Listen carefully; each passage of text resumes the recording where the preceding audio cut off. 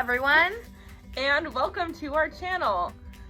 Today we're going to talk about sustainable tourism and how to be a sustainable tourist while on vacation.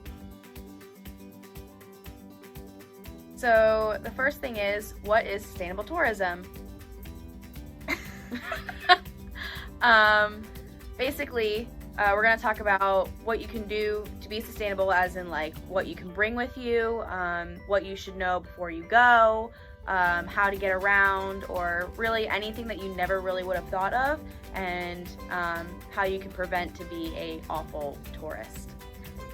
So it's important to be a sustainable tourist as a sign of respect to the local community. So when you're coming on vacation somewhere, you definitely want to make sure that you're having the best impact and the least amount of impact depending on the different areas of impact. So obviously you want to reduce your waste, but you also want to have a good impact on the economy and helping out with local businesses and making sure that you're supporting local culture and art rather than taking away from it.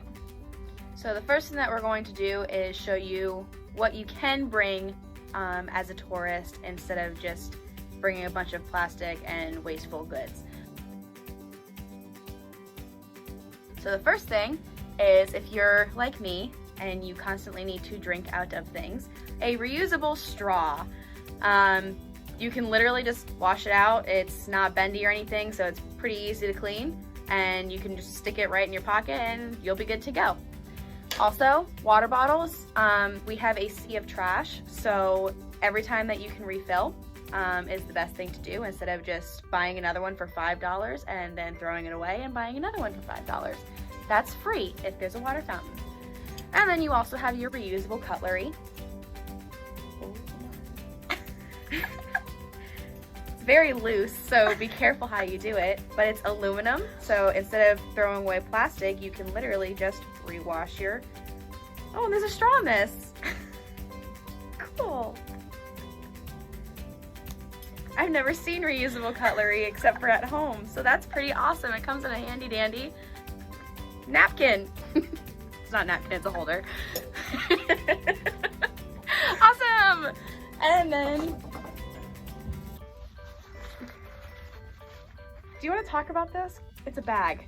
This is a reusable shopping bag. So if you go out shopping while on vacation, you may want to stop at the grocery store, you may stop in a gift shop and end up picking up something. So instead of getting a plastic bag or even a paper bag that you're going to end up throwing out, keeping this in your purse or backpack while you're traveling is great. This one's nice too because it rolls on up.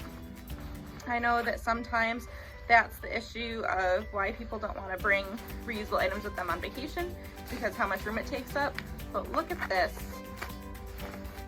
It just tucks away so nicely. Now you have a little pouch. That is super cool.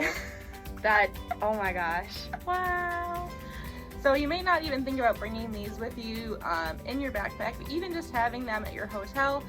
Most of the time, I know a lot of the last couple hotels I've stayed at, it's been styrofoam plates and plastic cutlery at the Continental breakfast, and same thing with styrofoam coffee cups. So even if before you get dressed for the day, if you go downstairs, bring these down with you and bring them back up to your room. You don't necessarily have to have them out with you during the day. The important thing is just reducing waste, not trying to necessarily be zero waste, because all we need is, if we had, what's the quote? There is a quote that we don't need a handful of people living zero waste perfectly, we need 1 million people trying to live zero waste imperfectly. So, wow. So when you're looking at hotels, I did mention Continental breakfast. I know that's really important for my family to have breakfast included.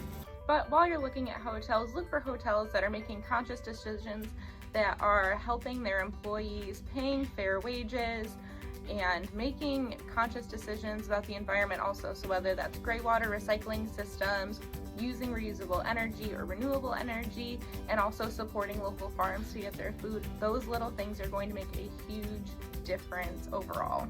And being a tourist yourself, the major things that you can do to help your hotel is try minimizing your showers. Maybe like 10 minutes, that's like a max. Showering every other day. You don't have to take 7 showers a day. You are perfectly fine with a little bit of filth. Try reusing some shirts or some pants. That'll also help you bring more stuff home instead of bringing a whole bunch of clothes that you're never going to wear. Try to pack beforehand what outfits you're going to wear, so that way you're not just shoving a bunch of clothes in a suitcase. I have a really bad problem with that. Your laundry, you don't, like I said, you don't have to do it every single day. Try to use them a couple times. If you don't have a destination picked out yet and you're wondering where you should go, different options to look at if you're not really sure are ways you can get there. So can you drive there? Can you take a bus there? Can you take a train there? Or do you really have to fly there? Flying is going to have the biggest impact on the environment. So looking at buses and trains, or even a car that you can take multiple people in, is going to be much better for the environment than flying. When looking at a destination, once you figured out how you're going to get there, you could look at how great their public transportation is. So DC is a great tourist destination because of our metro.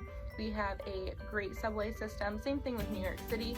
Those are different things that you wouldn't necessarily think about, but knowing that you have an easy way to get around that's good for the environment is an interesting way to be conscious of the environment while going on vacation.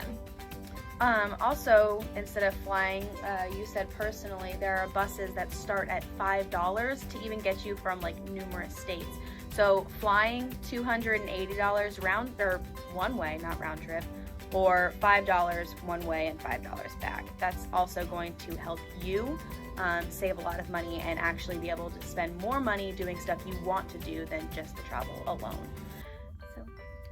Yes, I did actually take a megabus, not an ad, to Philadelphia from Washington, D.C., and the tickets start at $5. So the amount of time was just about as much as it would be if I were to drive, and it was less money for me to take a bus than it would have been just to pay tolls, let alone pay for gas in my car also to get up there, and I didn't have to worry about paying for parking once I got to Philadelphia also. So just thinking a little bit outside the box of how you're going to get to a destination can be good for your wallet and good for the environment. When shopping at local businesses, it is really important to understand direct, indirect, and induced impacts. So similar to the hotels, when you're shopping at a hotel, you're not only paying for the night stay, you're also paying the wages for your housekeepers, paying the wages for your front desk agents. When you're shopping at a small business, you are not only supporting the local community, but they are then able to take the money that you spent at their store and they're able to go and shop at their local store, shop at their local restaurant. So your dollars are going to have effect in the community rather than if you were to just shop at a Walmart or another chain. So make sure that you're shopping at local coffee shops instead of going to Starbucks and things like that. It's really going to make a huge difference on the economy of that destination. So now that we've talked about a few ways on how to be more sustainable when you go on vacation, we hope that you'll take some of these tips and apply them not only to your vacation but to your everyday life. So looking at public transportation, looking at bringing your reusable water with you, your reusable water bottle with you, or reusable coffee cup. It will make a huge difference not only when you're on vacation but in your hometown as well.